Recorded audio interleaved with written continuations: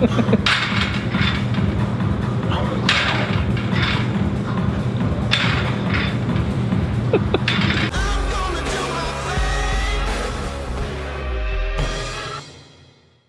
up guys, so we're back from America and we're back from the sunshine and back into snow. Snow when we get back. Today I'm gonna film a video. Say you've had some time off, you've had an injury, or you've been away like I have and you everything's been thrown out of whack. Or maybe you're just starting out in the gym, maybe you're a beginner. This is also gonna be a great beginner routine for you to be able to go in and start learning about exercises and mixing things up from body weight to weighted.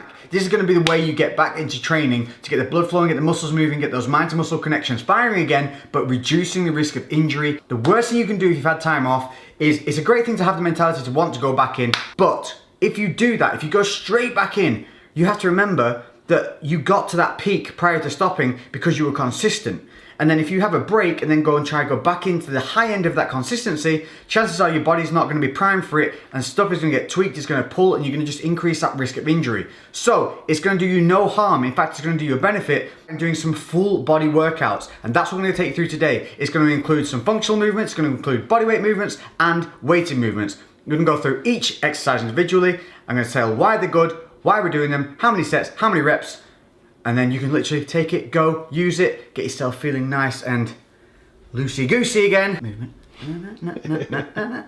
Because the worst thing you can do is go in and just be tunnel visioned. You want to keep those boundaries spread nice and wide. Just spilt my tea. Roxy, get the tea. Useless.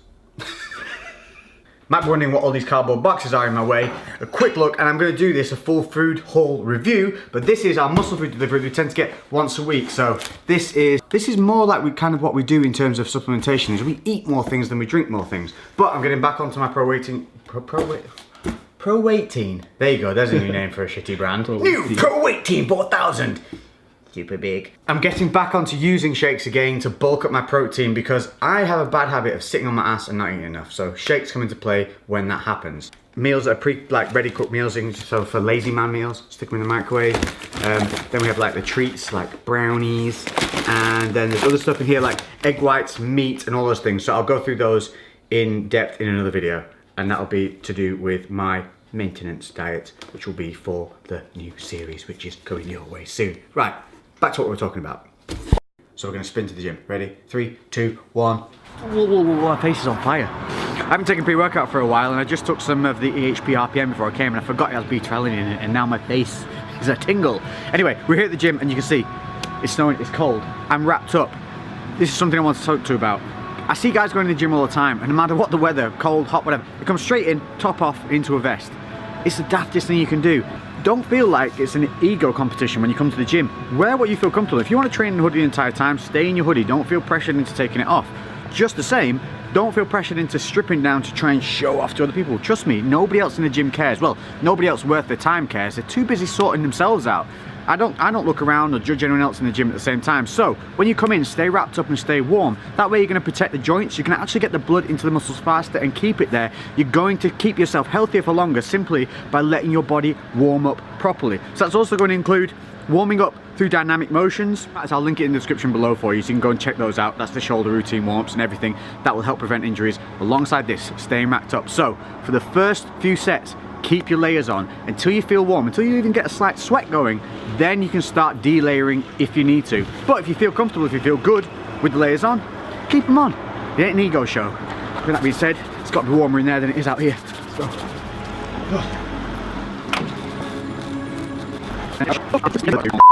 Voiceover Lex checking in because it was cold in the gym, so we just wanted to keep moving and keep filming. So I've got, what the hell? I've got the notes from all the exercises we did. We're going to go through them now. Everything you need to know for each exercise, plus some bad points that you'll often see people do.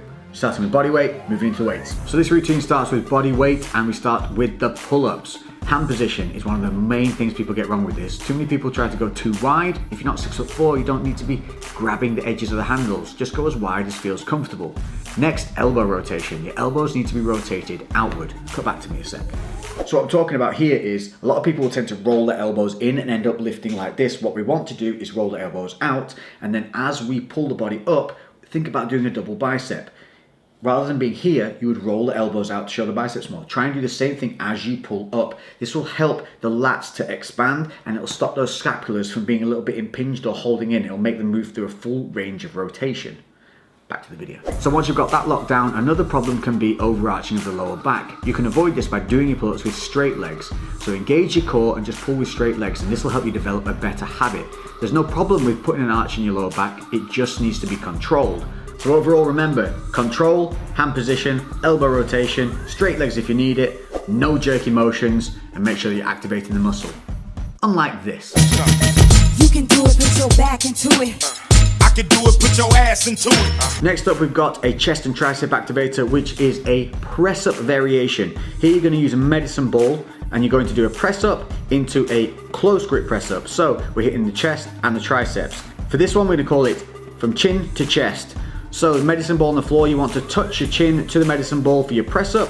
Then what you're going to do is walk onto the ball from the press up position, rolling forward on the toes as you come down in to do a close grip press up before going back into the starting press up position and repeating the process. This may feel a little bit alien, but the rolling forward on the toes is actually a really nice way of creating an angle on the tricep press up part of the exercise. Just like when we're doing triceps on the cables, we try to keep an angle on the arm. This is what we get from doing it this way. It should feel like a really nice natural range of motion and should also allow you to move backwards into the press up position relatively easily. So moving into some lower body activation, lunges are a great exercise. Very simple, a step through, keeping your body upright, dropping the back knee down. Try to avoid touching the floor with the back knee if necessary, but then bring the feet close together as you come through before restarting the next rep. Things to avoid on this lunge would be to be leaning forward, letting knees buckle inward, or just moving through from one lunge into the next without having that pause in between to reset and re-engage the muscles. Finally, dips, and yes, this is a piece of wood that you're looking at. Why? Because sometimes these machines are a little bit high, and to reduce injury risk, stepping up onto something to get yourself into the machine is way safer. Moving into the dip motion, what you'll notice here is my feet are forward, chest is up. The reason I'm doing this is this helps bring focus onto the chest. A lot of people tend to do it with the feet behind them, but what that actually does is end up stressing the shoulders. One major rule here is to try to not go past parallel. Depth does not mean more range of motion on the chest. What it does mean is stress on the shoulders, tendons and ligaments. So avoid jumping straight into the exercises, feet behind, jerky motions, and going too deep when you don't need to. Much like this. Get up and get down.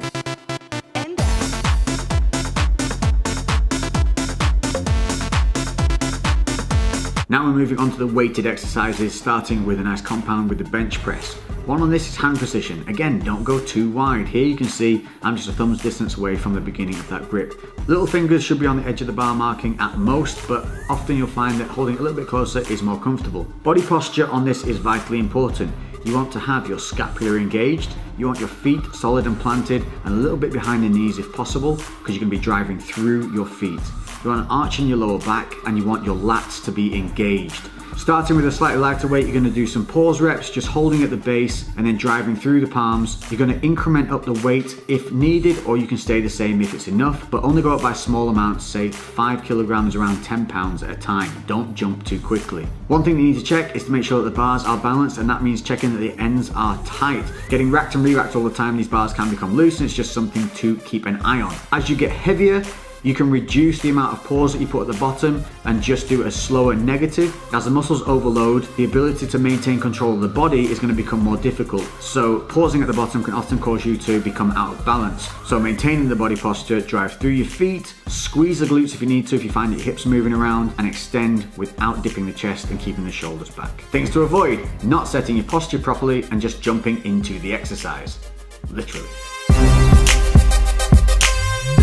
Happy feet, make sure that your feet are planted. If they're squirreling around, you don't have control.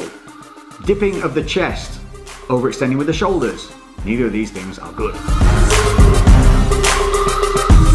Failure comes when you are unable to lift with good technique, not when you're unable to lift the weight. So avoid the wibbly wobbly lifts. Moving on to dumbbell flies. Posture for this is exactly like the bench, from the feet to the shoulders. Getting the dumbbells up, kick them off the knees, and then lie back in a controlled manner. The tricks here are to keep the back head of the dumbbell up. Reduce the shoulder stress with a slight twist out as you go down on the negative, returning it to a central position on the positive. This is only if you have shoulder issues though, or feel stress on the shoulders. You can keep the dumbbell straight on, just remember to keep that back head up. Do not overstretch and only go as low as you could go with a bar. Also watch for your weak side releasing early at the top compared to your strong side. This can lead to an imbalance. So make sure that you are setting your posture properly, not overstretching or overextending,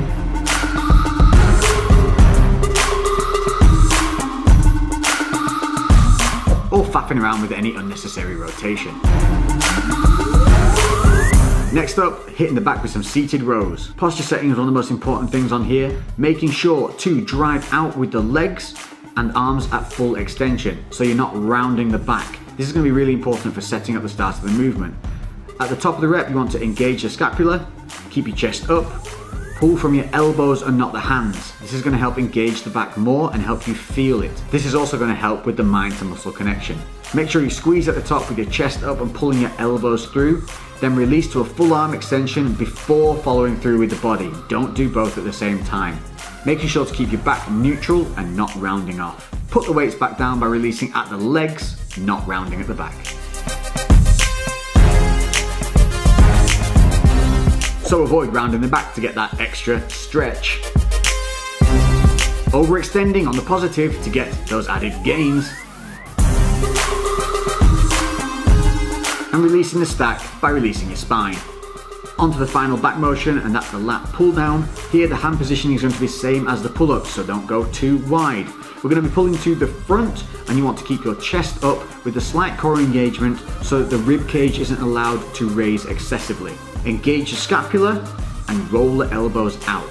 Throughout the movement, you want to be pulling from your elbows, squeezing at the bottom of the rep, and on the negative, don't allow the shoulders to raise. Release from the elbows to full extension. Remember to keep rolling out on the contraction as if you were doing the double biceps like we talked about before. This is really going to help engage the lats and activate as much muscle as possible. Everything that we don't want to see: high shoulders on the negative, chest dipping on the positive, swinging because that damn stack is too heavy, and trying to put the weights down from the contraction point. Moving on to one of my favorite functional movements, and that is the bicep curl into an Arnold press. What we want to look for here is to maintain a good body posture, engaging the scapula, chest up, core engaged. We're going to do a bicep curl, keeping the elbows fixed. Then we're going to roll out into a shoulder press. This is one fluid movement, but you want to make sure that you're getting a full range of motion. Curling the dumbbells up towards the face, then rolling the elbows out and going into an overhead standing dumbbell press. On the negative, coming down nice and wide, bringing the elbows round to the front, and then a full extension back down to the start position to begin the bicep curls again. So since we're looking for full body simulation from this routine, this is a fantastic exercise for helping to improve your posture, core control, and gives you a nice little pump on the biceps. But that's not to say that you can't do this wrong. We want to avoid pigeon necking, elbows moving backwards, not extending the arms fully on the bicep curl, swinging through the motion rather than controlling it, an uneven overhead press, releasing the core, not rotating out fully, often leading to a less than safe dismount. So kicking is lower body stimulation with an assisted front squat. Assisted because this allows for concentration of your posture with a reduced risk of collapse. One thing we want to avoid though is squishy shoes, so don't wear running shoes whilst doing legs generally. Starting from the feet up, setting the posture, we want to look at feet and positioning. We want them hip width apart and toes slightly out. Knees are going to be rolled outwards. So think about twisting the floor with your feet, but your feet won't move, and as a result, your knees roll out. Next up, hips and glutes. You want to be squeezing the glutes at the top of the rep and controlling those hips. Engage the lats. If your back's contracted, it helps keep your spine neutral and helps keep your posture in check. Your body wants to remain upright with your chest up. Then allow the knees to move forward and the hips to move down and a little bit backwards if needed, but don't just move the hips back. You should be moving through a natural sitting movement. If you let the hips move back and you don't move down, you're doing it wrong. So what we don't want to see is a fear of depth by becoming a hip humping hipster.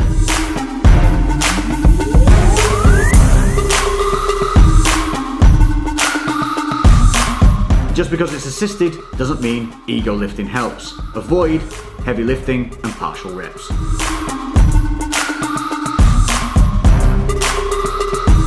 And last but not least, some straight leg deadlifts. Picking the bar up with a deadlift motion to reduce the risk of any twinges. Make sure that you engage your scapula, keep your chest up. Then you're going to move backwards from the hips, keeping the bar close to the legs at all times. If the bar swings away from the legs, you need to reset. You're going to keep the weight in the heels as you extend the hips backwards. You should feel a stretch in the hamstrings. Then you're going to keep the weight in the heels, drive back up through the hips and the heels at the same time, maintaining the tension from the stretch. To help keep the back neutral, take a deep breath in and hold it as if someone's going to punch you in the gut. This will help keep your spine neutral and help you stop rounding off. So taking a look at what we don't want to see is rounding of the back on the pickup,